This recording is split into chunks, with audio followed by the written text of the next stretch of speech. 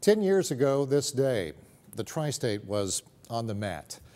The November 6, 2005 tornado, the monster produced by a cocktail mix of 80-degree temperatures and a cold front, invaded our communities while many of us were sleeping. Some went to bed thinking it would be a night of thunderstorms and no more. It was not. Tonight, my special series, 10 Years Then and Now, I meet with a fellow journalist who was there doing his job, but ended up in a much different role. I could hear somebody screaming for help. Help is gone. That's when I decided to come on in.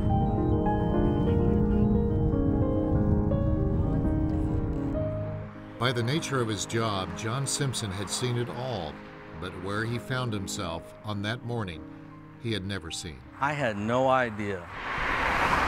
En route to Ellis Park, badly damaged by the tornado, John knew a tragic story was unfolding not far away, just to the northeast. The tornado pummeled the Eastbrook mobile home park. John was on the interstate. He pulled over. He found only one way to get to the scene. I hopped over the guardrail, walked through briars that were about this tall, and ended up here, and I could tell the scream was coming just from over there. It was dark as could be out here. You could kind of make out the homes that were right against the highway, but you couldn't see any damage. He slowly made his way by foot throughout the bramble off the highway. I remember the thickets were kind of chewing me up. They were hitting my legs. I was trying to use my feet to push them down and make a path. It was kind of brutal, really, getting through the thickets. He finally arrived at the scene. It was just too late to get out. Upside down in chaos. Can you wiggle your toe?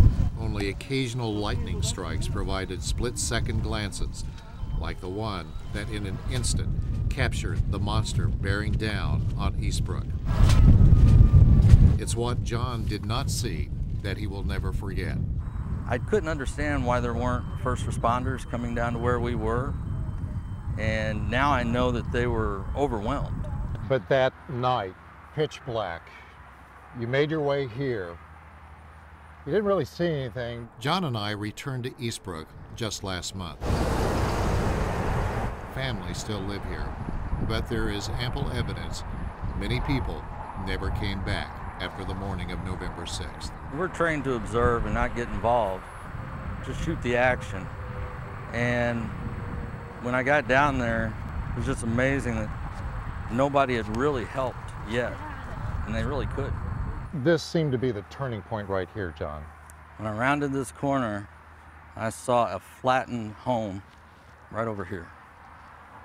And I could hear Christy yelling from it. What was she saying? Just help me, help me, just over and over. Nobody could really get in there. I don't know her. She's Okay, a neighbor to my okay, house. so you're gonna stay here with her?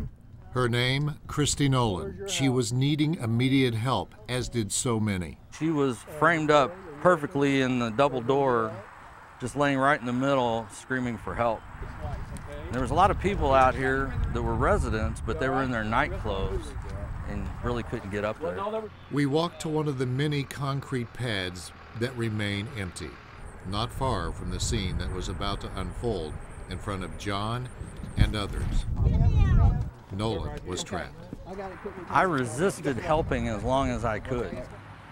I don't have the training really to deal with these people.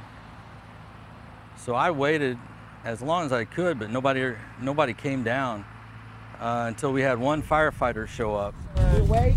Yeah, she's awake. John Simpson then made a decision. A journalist, a storyteller, became an emergency responder. All right, you ready for the door? That was one of the toughest things I ever did as a photographer. You're at the shoot of a lifetime, and you hand your camera off to someone else so you can help. I need a man on the door. I didn't know if I'd get the shot or not, but at that point, it didn't really matter. Somebody needed to help them, and there wasn't anyone else there to do it. There was a camaraderie between all of us. We went into rescue mode, we went into work. I didn't know any of those people, but it all felt like we had been working together for a long time. we worked as a team to get people out. Simpson and perfect strangers got to work, getting her to the emergency help she needed. I know that's tough for you to watch. 5 years later, they were reunited, but the victim had old wounds in body and soul that needed closure. I just thought, I can't have my family see me this way if I go. When they came face to face. And I had to hand the camera over. That was tough. Mm-hmm. But there just wasn't anybody out there to help at that time. It was tense because I knew she wasn't very happy with me at that time. We learned that she had never actually seen the video.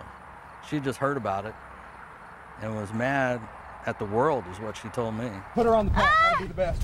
She was mad about everything, mad that she had been hurt. She suffered a lot of pain with her injuries.